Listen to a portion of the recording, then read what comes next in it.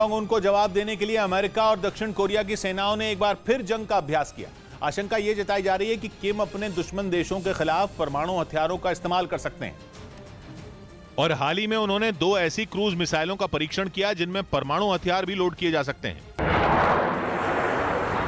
इन missile परीक्षणों के बाद से ही यह माना जाने लगा कि किम न्यूक्लियर हमले की तैयारी में, क्योंकि बैलिस्टिक मिसाइलें तो वो इस महीने में कई बार दाग चुके हैं। मतलब ये कि किम लगातार आक्रामक मोड में है। पिछले दिनों तो उन्होंने अपने लड़ाकू विमानों की भी ताकत दिखाई थी। उस दौरान पश्चिमी मीडिया ने यह दावा किया था कि किम के 10 फाइटर जेट दक्षिण कोरिया की सीमा के पास तक पहुंच गए थे। इसी वजह से अमेरिका और दक्षिण कोरिया ने किम को अपनी ताकत दिखाने के लिए एक बार फिर युद्ध का अभ्यास किया और इसके जरिए यह चेतावनी भी दी कि अगर जंग हुई तो दुनिया के नक्शे से उत्तर कोरिया का नामो निशान मिटा दिया जाएगा। लेकिन दावा है कि किम मानने को तैयार नहीं है।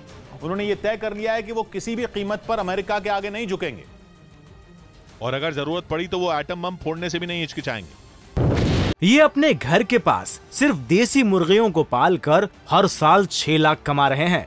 आप भी ये करना चाहते हो तो फ्रीडम ऐप को अभी डाउनलोड कीजिए।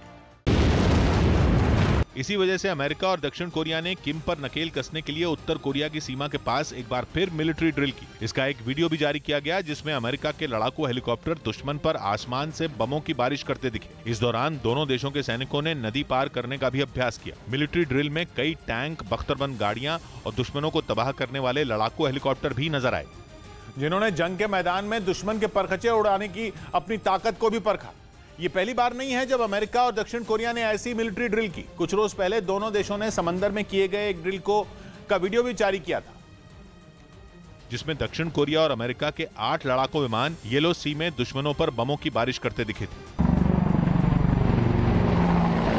इस मिलिट्री ड्रिल के दौरान दक्षिण कोरिया ने अमेरिका के साथ मिलकर 4 घातक मिसाइलें भी दागी थीं जो जापान सागर में गिर गई थीं। असल में 5 अक्टूबर को किम ने बैलिस्टिक मिसाइल का परीक्षण किया था जो जापान के ऊपर से होकर प्रशांत महासागर में गिरी थी। जवाब के तौर पर दक्षिण कोरिया ने इस ड्रिल के दौरान जमीन से जमीन पर मार करने वाली 4 मिसाइलें दागी थी। और अब एक बार फिर अमेरिका और दक्षिण कोरिया ने उत्तर कोरिया की सीमा के पास जंग का अभ्यास कर ये जता दिया कि किम उन्हें कमजोर समझने की गलती न करे।